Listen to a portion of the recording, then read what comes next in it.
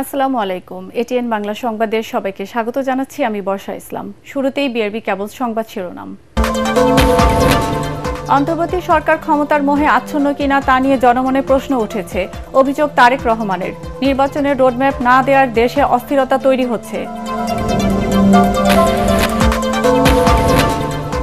তরুণদের উদ্যোক্তা হিসেবে গড়ে তুলতে ক্ষুদ্রঋণ ব্যাংক প্রতিষ্ঠা সরকারের দায়িত্ব, বললেন প্রধান উপদেষ্টা। আলাদা আইন প্রণয়নের তাগিদ।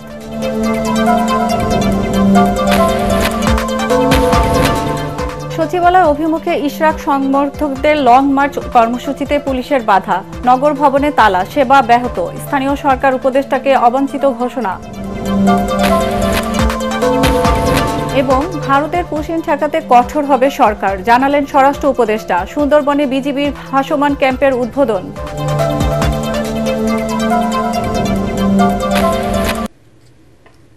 শুনছিলেন বিআরবি কেবল সংবাদ শিরোনাম। এবার বিস্তারিত।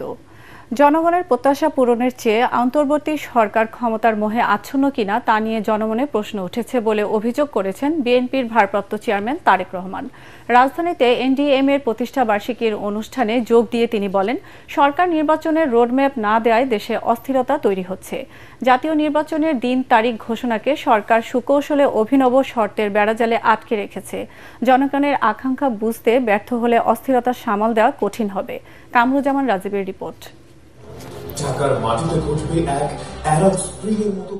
ফ্যাসিবাদ বিরোধী যুগপৎ আন্দোলনের অন্যতম শরিক দল ন্যাশনাল ডেমোক্রেটিক মুভমেন্ট এনডিএম এর প্রতিষ্ঠাবার্ষিকীর আলোচনা সভায় যোগ দেন গণতন্ত্র প্রতিষ্ঠার আন্দোলনে থাকা রাজনৈতিক দলের শীর্ষ নেতারা।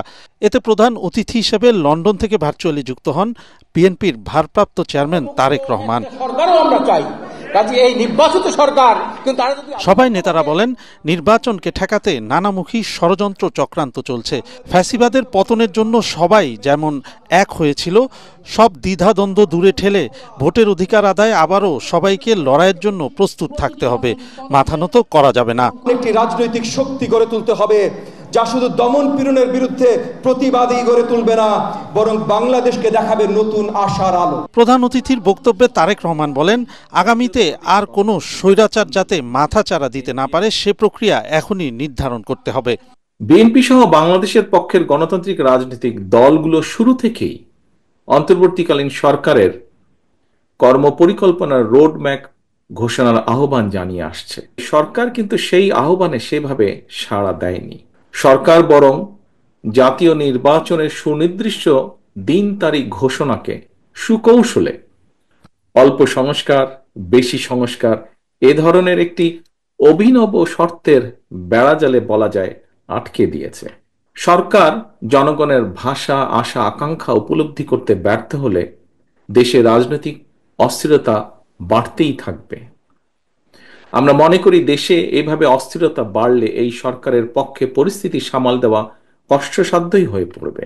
সরকারের সাম্প্রতিক বিভিন্ন কর্মকাণ্ডের কড়া সমালোচনা করে তারেক রহমান বলেন, সরকার জুলাই গণ অভ্যুত্থানের শহীদদের তালিকার চেয়ে করিডোর কিংবা বিদেশিদের হাতে বন্দর দেয়া নিয়ে ব্যস্ত। তাই জনমনে সরকারের উদ্দেশ্য নিয়ে প্রশ্ন জেগেছে। জুলাই আগস্টের হতাহতদের সঠিক তালিকা তৈরি করার চেয়েও অন্তর্বর্তীকালীন সরকারের কাছে করিডোর প্রদান কিংবা বন্দর ব্যবস্থাপনা বিদেশির হাতে তুলে দেওয়াটাকেই বেশি প্রাধান্য বলে মনে হচ্ছে। সরকার কি তাহলে হতাহতদের ব্যাপারে উদাসীন, নাকি ক্ষমতার মোহে আচ্ছন্ন? এটিও আজকে দেশের বহু মানুষের একটি বড় জিজ্ঞাসা। গণতান্ত্রিক রাজনৈতিক রীতিকে উপেক্ষা করে পরিস্থিতি ঘোলাটে না করে জাতীয় নির্বাচনের তারিখ ঘোষণার আহ্বান জানান তারেক রহমান। লোভ লাভের প্রলোভন থেকে মুক্ত থেকে অন্তর্বর্তীকালীন সরকার অচিরেই জাতীয় নির্বাচনের তারিখ ঘোষণা করে বাংলাদেশের জনগণের অধিকার প্রতিষ্ঠার দায়িত্ব পালন করবে। কামরুজ্জামান রাজীব, এটিএন বাংলা, ঢাকা।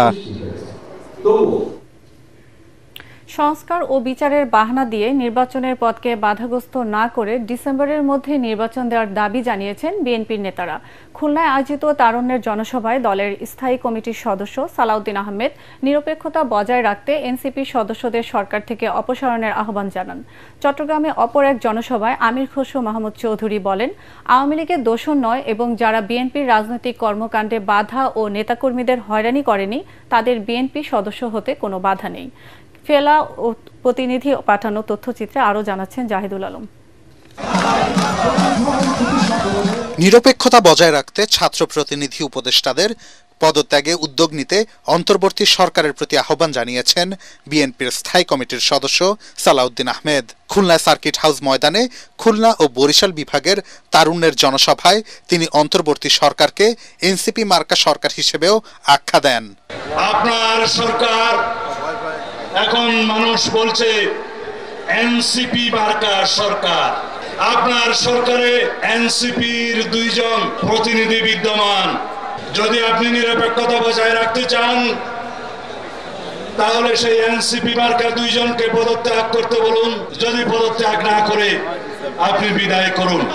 নির্বাচনের দাবি আদায়ে মানুষকে যেন যমুনামুখী লং মার্চ করতে না হয় এমন পরিস্থিতি তৈরি না করতে ডক্টর ইউনূসের প্রতি সতর্কবার্তা উচ্চারণ করেন তিনি। আপনি কি চান এই নির্বাচনের জন্য এদেশের জনগণ যমুনামুখী লং মার্চ করুক? হুঁশিয়ার করে দিতে চাই।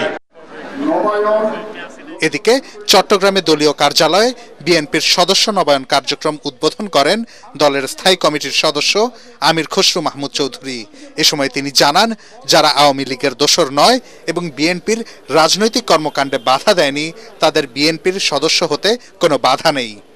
সমাজে গ্রহণযোগ্য ব্যক্তি, সমাজে কোনোদিন রাজনৈতিকভাবে অস্থিরতা সৃষ্টি করে নাই, বিএনপির কার্যক্রমকে প্রতিহত করার চেষ্টা করে নাই, বাধাগ্রস্ত করতে চেষ্টা করে নাই, বিএনপির নেতা কর্মীদেরকে হয়রানির শিকার করে নাই, তাদের তো হতে কোনো বাধা নেই। সুতরাং এই জায়গাটায় আমাদেরকে খুব সঠিকভাবে সিদ্ধান্ত নিতে হবে। অপরদিকে রাজধানীর এক অনুষ্ঠানে বিএনপির স্থায়ী কমিটির আরেক সদস্য ডক্টর মঈন খান বলেন, জনগণের প্রত্যাশা অনুযায়ী দেশকে গণতান্ত্রিক প্রক্রিয়ায় ফেরাতে জাতীয় নির্বাচনের কোনো বিকল্প নেই। গণতন্ত্রকে বাংলাদেশে ফিরিয়ে আনতে হবে এবং সেটা আনতে হবে যত দ্রুত সম্ভব। জাহিদুল আলম, এটিএন বাংলা। ঢাকা বিশ্ববিদ্যালয়ের শিক্ষার্থী ও ছাত্রদল নেতা শাহরিয়ার আলম সাম্য হত্যার ঘটনায় গ্রেফতার 3 জনের 6 দিনের রিমান্ড মঞ্জুর করেছেন আদালত। শুনানি শেষে ঢাকা মহানগর হাকিম শাহিন রেজা এই আদেশ দেন। তারা হলেন মাদারীপুর সদর উপজেলার এরশাদ হাওলাদারের ছেলে তামিম হাওলাদার, কালাম সর্দারের ছেলে পলাশ সর্দার ও ডাসার থানার যতীন্দ্রনাথ মল্লিকের ছেলে সম্রাট মল্লিক। এর আগে গত বৃহস্পতিবার গ্রেফতার 3 জনের 10 দিনের রিমান্ড চেয়ে আবেদন করেন মামলার তদন্ত কর্মকর্তা তৌফিক হাসান। তবে ওই দিন রিমান্ড আবেদন নাকচ করে তাদেরকে কারাগারে পাঠানোর নির্দেশ দেন আদালত। তরুণ ও প্রান্তিক মানুষকে উদ্যোক্তা হিসেবে গড়তে দেশে ক্ষুদ্রঋণ ব্যাংক প্রতিষ্ঠায় তাগিদ দিয়েছে প্রধান উপদেষ্টা ডক্টর মোহাম্মদ ইউনূস। রাজধানীতে মাইক্রো ক্রেডিট রেগুলেটরি অথরিটির ভবন উদ্বোধনের সময় এই তাগিদ তুলে ধরেন তিনি। এজন্য মাইক্রো ক্রেডিট রেগুলেটরি আইন করাও কথা বলেন উপদেষ্টা। শুধু বাংলাদেশের জন্য নয়, বিশ্বের বিভিন্ন দেশের জন্য মাইক্রো ক্রেডিট ব্যাংক সহায়ক হয়েছে বলেও জানান ডক্টর মোহাম্মদ ইউনূস। বিস্তারিত জানাচ্ছেন একরামুল হক সায়েম। রাজধানীর আগারগাঁওয়ে মাইক্রো ক্রেডিট রেগুলেটরি অথরিটির নতুন ভবন উদ্বোধন করেন প্রধান উপদেষ্টা ডক্টর মোহাম্মদ ইউনূস। এ সময় ক্ষুদ্র ঋণের সাফল্য তুলে ধরে প্রধান উপদেষ্টা তরুণ ও প্রান্তিক জনগোষ্ঠীকে উদ্যোক্তা হিসেবে গড়ে তুলতে ক্ষুদ্র ঋণ ব্যাংক স্থাপনে গুরুত্ব তুলে ধরেন। মানুষ মাত্রই উদ্যোক্তা, সে চাকরি চাইবে না, নিজে উদ্যোক্তা হবে। এই উদ্যোক্তা হওয়ার জন্য তাকে আমরা হাতে সরঞ্জাম তুলে দিচ্ছি, যে কারণে সে উদ্যোক্তা হতে পারবে। এখন আমরা তরুণদের, তাদের পরিবারের সদস্য, তাদের ছেলে মেয়ে যারা আছে, যারা চাকরি সন্ধানে বয়স হইতে হতে সবাই বলে চাকরি খোঁজো, এটা আর বলবে না, যেহেতু মাইক্রো ক্রেডিট ব্যাংক আছে। ডক্টর ইউনূস বলেন, মুনাফা নয় সামাজিক ব্যবসা ছড়িয়ে দেওয়াই ক্ষুদ্র ঋণ ব্যাংকের কাজ। এটা পরিষ্কারভাবে এটা নতুন একটা ব্যাংক হতে হবে, নতুন একটা আইনে, সেটা regulatory authority, micro credit regulatory authority হতে পারে, ভিন্ন অথরিটি হতে পারে, কিন্তু we need a separate banking law. এই ব্যাংক যেগুলো হবে, এগুলো হলো সামাজিক বাণিজ্যের ব্যাংক, সামাজিক ব্যবসার ব্যাংক। এটা কারো মুনাফার জন্য না, এখানে এই বৈশিষ্ট্য এনজিও হলে সেটা সমস্যা নাই, কারণ যেহেতু এনজিওকে পয়সা নিজস্ব খাতে আমদানি আয় করতে পারছে না, লাভ করতে পারছে না, যেই মাত্র ব্যাংকিং লাইসেন্স দেওয়া হবে কেউ বলছে ঠিক আছে আমি ব্যাংকিং লাইসেন্স নিলাম, আমি এখন টাকা রোজগার করবো। সেখানে লাইসেন্সের মধ্যে, আইনের মধ্যে থাকবে এটা একটা সামাজিক ব্যবসার প্রতিষ্ঠান হবে, অর্থাৎ মালিক এর কাছ থেকে কোনো মুনাফা নিতে পারবে না। এ সময় প্রচলিত ব্যাংকের চেয়ে এই ধরনের ব্যাংকের প্রতি মানুষের আস্থা বেশি বলেও জানান তিনি। জামানতওয়ালা ব্যাংক, যারা প্রকৃত ব্যাংক বিচার করতো বলতো, তারা আজকে হাওয়া, তারা টাকা নিয়ে লোপাট, ব্যাংক শেষ। আর মাইক্রো ক্রেডিট পরিসংখ্যান আপনারা দেখতেছেন, পয়সা কেউ মারে নাই, কেউ পালিয়ে যায় নাই, সেগুলো প্রতিটি পয়সা আছে, তাদের জমা টাকা আছে, তাদের নিজেদের কাজ চলছে এবং নিজেদের টাকায় নিজেরা চলছে। অনুষ্ঠানে অন্যান্যের মধ্যে অর্থ উপদেষ্টা সালেউদ্দিন আহমেদ, প্রধান উপদেষ্টার বিশেষ সহকারী এম আনিসুজ্জামান চৌধুরী ও বাংলাদেশ ব্যাংকের গভর্নর আহসান এইচ মনসুর বক্তব্য রাখেন। ইকরামুল হক সায়েম, এটিএন বাংলা, ঢাকা। সচিবালয় অভিমুখে ইশরাক সমর্থকদের লং মার্চে বাধা দিয়েছে পুলিশ। পরে বিক্ষুব্ধরা দক্ষিণ সিটির নগর ভবনে ফিরে তালা ঝুলিয়ে দেন। এ সময় সমাবেশ থেকে মেয়র হিসেবে বিএনপি নেতা ইশরাক হোসেনের শপথ আয়োজন না হওয়ায় স্থানীয় সরকার উপদেষ্টা আসিফ মাহমুদ সজীব ভুঁইয়াকে নগর ভবনে অবাঞ্ছিত ঘোষণা করে ঢাকাবাসী ও তার সমর্থকরা। রোববার আবারও বিক্ষোভ কর্মসূচি করবেন আন্দোলনকারীরা। ইমদাদুল্লাহ বাবুর রিপোর্ট। পূর্ব ঘোষণা অনুযায়ী লং মার্চ টু সচিবালয় কর্মসূচি পালনে ইশরাক হোসেনের সমর্থকরা খণ্ড খণ্ড মিছিল নিয়ে দক্ষিণ সিটির নগর ভবনে জড়ো হন। সেখান থেকে মিছিল নিয়ে সচিবালয়ের দিকে যান তারা। মিছিলটি 0 পয়েন্ট ও প্রেস ক্লাব হয়ে সচিবালয়ের দিকে এলে পুলিশ বাধা দেয়। বাধা পেয়ে মিছিলটি আবারও নগর ভবনের সামনে ফিরে আসে। এখানে এসে নগর ভবনে তালা ঝুলিয়ে দেন বিক্ষুব্ধরা। সচিবালয়ে আগুন লাগার পর এই ভবনে স্থানীয় সরকার মন্ত্রণালয়ের অস্থায়ী দপ্তর, ফলে দপ্তরে আসতে দেখা যায়নি উপদেষ্টা আসিফ মাহমুদ সজীব ভুঁইয়াকে। তালা দেয়ায় ব্যাহত হয় সেবা কার্যক্রমও। এমন পরিস্থিতিতে পুলিশের জলকামান ও বিজিবি মোতায়েন করে পুরো এলাকার নিরাপত্তা জোরদার করা হয়। এই সরকার এই পানির গাড়ি, এই বিজিডি এই করছে। এই জলকামান তো শেখ হাসিনার সময় আসলে বুঝতাম যে সে অবৈধ সরকার, অবৈধ ক্ষমতা টিকে রাখার জন্য জলকামান, কিন্তু এখনো জলকামান কেন আসে? বিক্ষুব্ধরা বলছেন, মেয়র হিসেবে ইশরাককে শপথ বাক্য না পাঠ করানো পর্যন্ত আন্দোলন চলবে। আমাদের দায়িত্ব বুঝে দিতে হবে, দাবি আদায়ের না করে আমরা ফিরব না। বিক্ষোভ কর্মসূচির আয়োজক ঢাকাবাসীর আহ্বায়ক সাবেক সচিব মশিউর রহমান জানিয়েছেন, দুর্নীতির মাধ্যমে ঢাকা দক্ষিণ সিটিতে অনির্বাচিত প্রশাসক বসানো হয়েছে। আপনি আপনার এপিএস মুআজ্জম কি করে 400 কোটি টাকার মালিক হলো? উপদেষ্টার কার্যক্রমকে আমরা তীব্র প্রতিবাদ জানিয়ে স্থানীয় সরকার পল্লী উন্নয়ন সভা উপদেষ্টা জনাব সজীব ভুঁইয়া, আসিফ মাহমুদ সজীব ভুঁইয়াকে ঢাকা সিটি কর্পোরেশনে অবাঞ্ছিত ঘোষণা করলাম। 2020 সালে ঢাকা দক্ষিণ সিটির মেয়র নির্বাচনে কারচুপির অভিযোগে মামলা করেন বিএনপির প্রার্থী ইশরাক হোসেন। আওয়ামী লীগ সরকার পতনের পর নিজের পক্ষে রায় পান ইশরাক। ইমদাদুল্লাহ বাবু, এটিএন বাংলা, ঢাকা। নির্বাচন কমিশনের গেজেট প্রকাশের 20 দিন পার হলেও সরকার মেয়র হিসেবে শপথ পড়ানোর কোনো উদ্যোগ নেয়নি বলে অভিযোগ করেছেন বিএনপি নেতা ইশরাক হোসেন। সন্ধ্যায় জাতীয় প্রেস ক্লাবে জরুরি সংবাদ সম্মেলনে একথা বলেন তিনি। বলেন, স্থানীয় সরকার সিটি কর্পোরেশনের আইনের ধারা অনুযায়ী ঢাকা দক্ষিণ সিটি কর্পোরেশনের মেয়র হিসেবে তাকে দ্রুত শপথ বাক্য পাঠ করানোর প্রয়োজনীয় ব্যবস্থা নেওয়ারও দাবি জানান তিনি। সংবাদ সম্মেলনে অন্তর্বর্তী সরকারের নিরপেক্ষতা নিয়েও সংশয় প্রকাশ করেন ইশরাক হোসেন। আমাকে শপথ গ্রহণ করানোর জন্য কোনো ধরনের পদক্ষেপ বর্তমান সরকার নেয় নাই, যেটি কিনা তাদের এখতিয়ারে পড়ে। বর্তমান সরকার বলতে স্থানীয় সরকার বিভাগকে বোঝানো হচ্ছে। এটির মধ্যে দিয়ে স্পষ্টতই বোঝা যায় যে একটি সরকারের ভেতর একটি সরকার রয়েছে যারা এখন দলীয় আচরণ করছে। তারা একটি বিশেষ দলকে সুবিধা দেওয়ার জন্য তাদের পলিসি অনুযায়ী তারা কাজ করে চলেছে। ভারতের পুশিন ঠেকাতে সরকার কঠোর হবে বলে জানিয়েছেন স্বরাষ্ট্র উপদেষ্টা অবসরপ্রাপ্ত লেফটেন্যান্ট জেনারেল মোহাম্মদ জাহাঙ্গীর আলম চৌধুরী। সুন্দরবনের সাতক্ষীরার শ্যামনগর উপজেলার দক্ষিণ পশ্চিমাঞ্চলে ভাসমান বর্ডার অবজারভেশন পোস্ট উদ্বোধন শেষে একথা জানান তিনি। এ সময় পুশিন ঠেকাতে স্থানীয় জনগণকে সচেতন থাকার আহ্বান জানান বিজিবি মহাপরিচালক। সাতক্ষীরার শ্যামনগরের সুন্দরবনের বায়োসিং চ্যানেল থেকে রিপোর্ট করছেন জিএম তসলিম।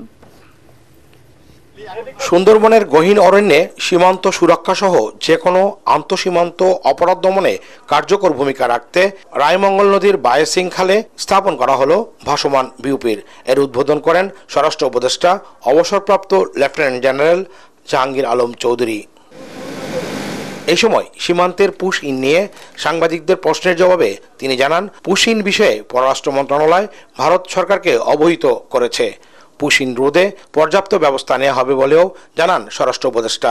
ইউএনএসসি এর কার্ড এটা আমরা অলরেডি প্রোটেস্ট পাঠিয়েছি, যারা ইউএনএসসি এর কার্ড হোল্ডার, যারা এর ভিতরে কিছু কিন্তু রোহিঙ্গা চলে আসে, এইসব রোহিঙ্গা আবার আমাদের দেশীয় ছিল, ওরাও গেছে, আবার যারা ইন্ডিয়ান রোহিঙ্গা তাদেরও পাঠাই দিচ্ছে। এই জন্য আমরা এটার প্রতিবাদ পাঠিয়েছি।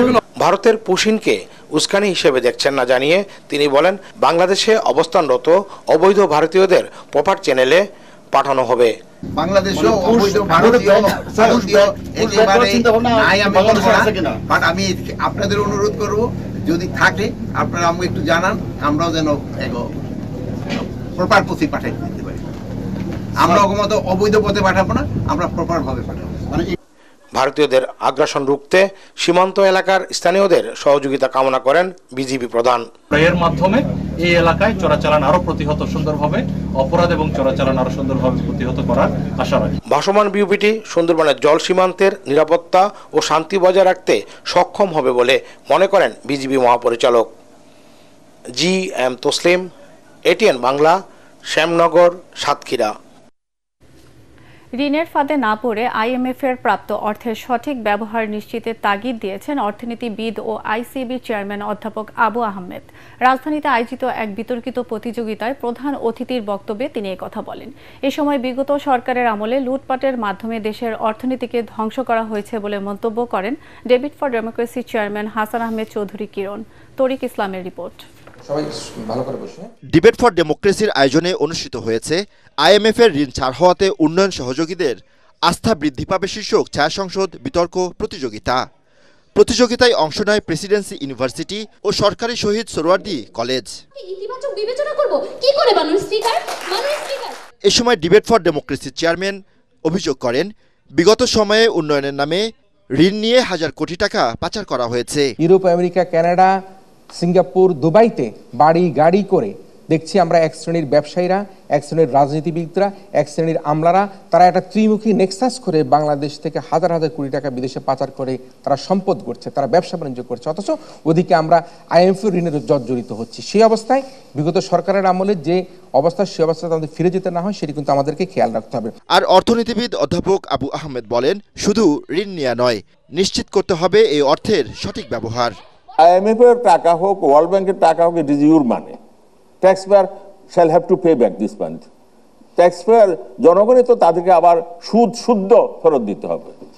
সুতরাং ওই সঠিকভাবে শুধু IMF এর টাকা না, জাইকার টাকা, ওয়ার্ল্ড ব্যাংকের টাকা, ওই আইডিবির টাকা, সবগুলো আমাদের সঠিকভাবে ব্যবহার করতে হবে। এবং সেটার দায়িত্ব হচ্ছে বাংলাদেশি লোকদের, বাংলাদেশের পলিসি মেকার, বাংলাদেশের অ্যাডমিনিস্ট্রেটরদের। আইএমএফ ঋণ গ্রহণ করার কারণের জন্য আমাদের জনস্বার্থ বিরোধী কোনো ঘটনা ঘটে, আমরা আমাদের ভর্তুকি কমিয়ে দেই, আমরা আমাদের বিদ্যুৎ, পানি, গ্যাস এগুলোর মধ্যে যদি আমরা আমাদের সাবসিডি উঠিয়ে দিই, সারের সাবসিডি উঠিয়ে দিই, তাহলে কিন্তু আমাদের জনস্বার্থ বিরোধী নানা কার্যক্রম হওয়ার যে সংকট, যে চ্যালেঞ্জ সেটি হতে পারে। তাই আইএমএফ ঋণ গ্রহণ করেই কিন্তু আমরা জনগণের প্রতি যে তাদের অবিচার করা, সেটি কিন্তু আমাদের করা ঠিক হবে না। যুক্তি, তর্ক ও বিতর্ক শেষে সরকারি শহীদ সোহরাওয়ার্দী কলেজকে বিজয়ী হিসেবে ঘোষণা করা হয়। তরিক ইসলাম, এটিএন বাংলা, ঢাকা। মার্কিন শুল্ক নীতি নিয়ে ব্যবসায়ীদের চিন্তার কোনো কারণ নেই বলে আশ্বস্ত করেছেন সিপিডি সম্মানীয় ফেলো ডক্টর দেবপ্রিয় ভট্টাচার্য। তিনি বলেন, শুধু বাংলাদেশ নয়, সব দেশেরই শুল্ক বাড়ছে, ফলে প্রতিযোগিতায় কেউ এগিয়ে যাবে না। মার্কিন শুল্ক নীতি নিয়ে আলোচনায় তিনি এসব কথা বলেন।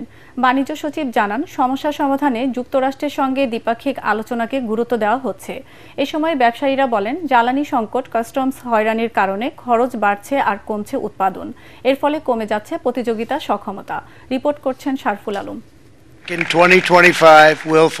এপ্রিলের শুরুতে 180টি দেশের উপর নতুন করে শুল্ক আরোপ করে ট্রাম্প প্রশাসন।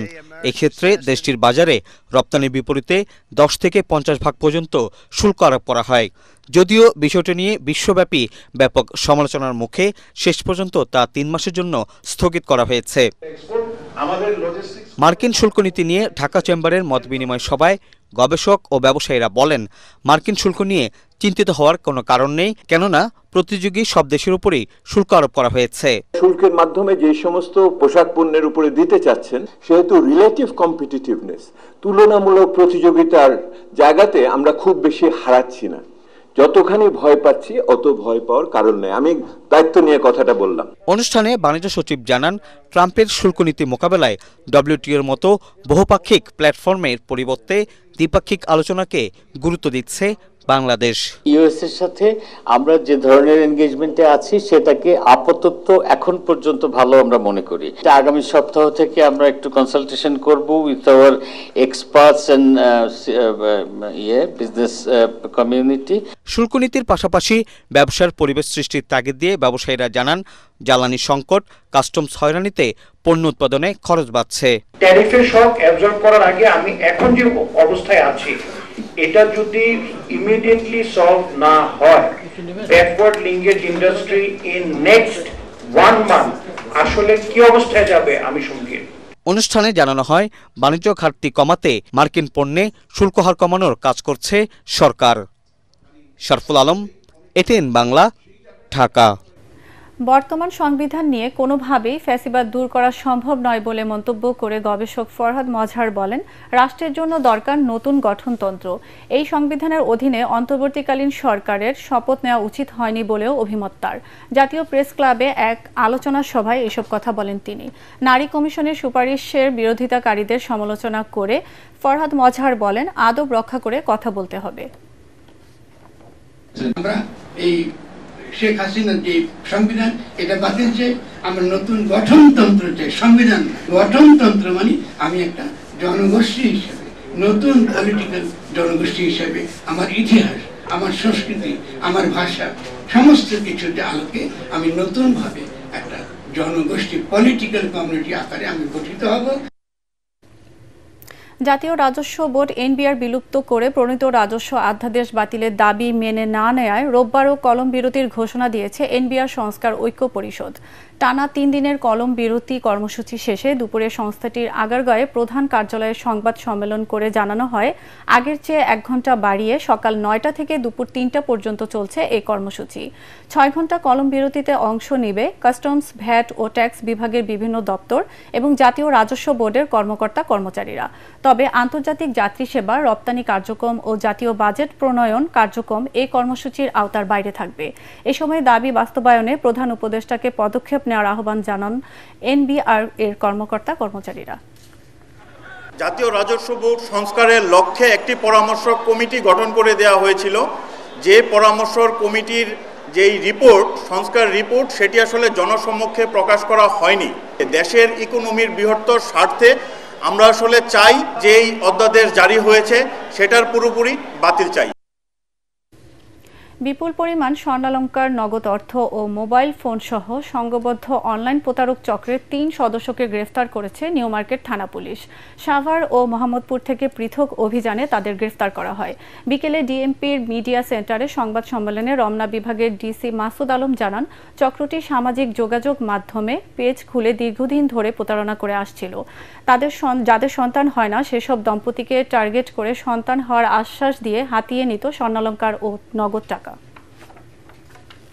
আমরা ইতিপূর্বে মনে করেছি এবং আমাদের কাছে মুশকিল অনামিকার বাসাতল, ওইখানে দেখলাম যে তারা স্বামী স্ত্রী মিলে একসাথে থাকে এবং তাদের বিরাট আলিশান কারবার, আইফোন ব্যবহার করে, তারপরে স্যামসাং আলট্রা, যেটা এস আলট্রা 24 লেটেস্ট, কোনো চাকরি বাইরে কিছুই নাই, তার সুন্দর সংসার চলতেছে। তো তার কাছ থেকে মোটামুটি আমরা সব মিলে 85 ভরি স্বর্ণ পাই, আর 26 ভরির মতো থাকে পাওয়া যায় হচ্ছে ওই যে বালা, যেটা কপালযুক্ত বালা। রাজধানীর সবুজবাগ থানা স্বনামধন্য শিক্ষা প্রতিষ্ঠান ধর্মরাজিক উচ্চ বিদ্যালয় ও কলেজে ঝাঁকঝমকপূর্ণ আয়োজনের মধ্য দিয়ে অনুষ্ঠিত হল বার্ষিক পুরস্কার ও শিক্ষাবৃত্তি প্রদান অনুষ্ঠান। অনুষ্ঠানের উদ্বোধন করেন হামদাদ ল্যাবরেটরিজের চিফ মোতায়ল্লি ও ব্যবস্থাপনা পরিচালক ডক্টর ইউসুফ হারুন ভূঁইয়ার সহধর্মিণী ও হামদার্দের সিনিয়র পরিচালক পরিকল্পনা ও উন্নয়ন এবং পরিচালক মার্কেটিং অধ্যাপক হাকিম কামরুন নাহার পলিন। বৌদ্ধ কৃষ্টি সংঘের সভাপতি ভদন্ত বুদ্ধ প্রিয় মহাথেরের সভাপতিত্বে আয়োজিত অনুষ্ঠানে প্রধান অতিথি ছিলেন SF এন্টারপ্রাইজের প্রোপাইটার মোস্তাফিজুর রহমান। বিশেষ অতিথি ছিলেন Holy Family Red Crescent Medical College ও হাসপাতালের সাবেক পরিচালক ডক্টর দীপা বড়ুয়া। অনুষ্ঠিত হয়ে গেল শেরেবাংলা সামাজিক সাংস্কৃতিক ফাউন্ডেশন সংগঠনের 17তম প্রতিষ্ঠাবার্ষিকী। এই উপলক্ষে সাংস্কৃতিক অনুষ্ঠান ও শেরেবাংলা স্টার অ্যাওয়ার্ড 2025 ঘোষণা করা হয়। তেজগাঁয়ের BFDCর ATN বাংলা স্টুডিওতে আয়োজিত অনুষ্ঠানে উপস্থিত ছিলেন সংগঠনের সভাপতি আব্দুর রাজ্জাক রাজু, সাধারণ সম্পাদক মোহাম্মদ জসিম সহ আরও অনেকে। অনুষ্ঠানে সহযোগিতায় ছিল অ্যাম্বিশন রিয়েল এস্টেট লিমিটেড এবং মিডিয়া পার্টনার ATN বাংলা।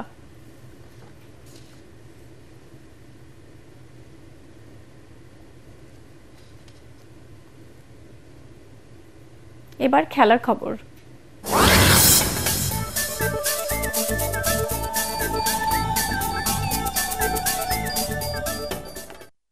আন্তজেলা মহিলা ভলিবল প্রতিযোগিতার উদ্বোধনী দিনে জয় পেয়েছে বগুড়া, চট্টগ্রাম, যশোর, টাঙ্গাইল এবং রাজশাহী জেলা।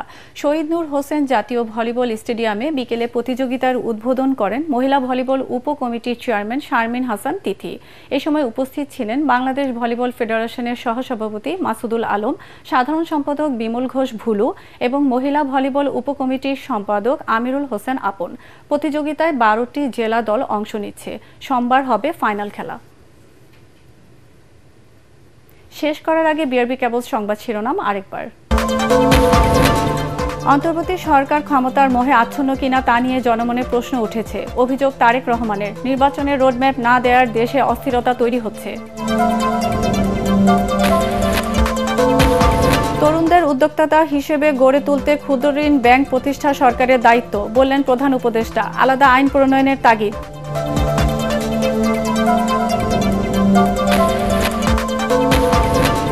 সচিবালয় অভিমুখে ইশরাক সমর্থকদের লং মার্চ কর্মসূচিতে পুলিশের বাধা। নগর ভবনে তালা, সেবা ব্যাহত। স্থানীয় সরকার উপদেষ্টাকে অবাঞ্ছিত ঘোষণা। এবং ভারতের পুশিন ঠেকাতে কঠোর হবে সরকার, জানালেন স্বরাষ্ট্র উপদেষ্টা। সুন্দরবনে বিজিবির ভাসমান ক্যাম্পের উদ্বোধন।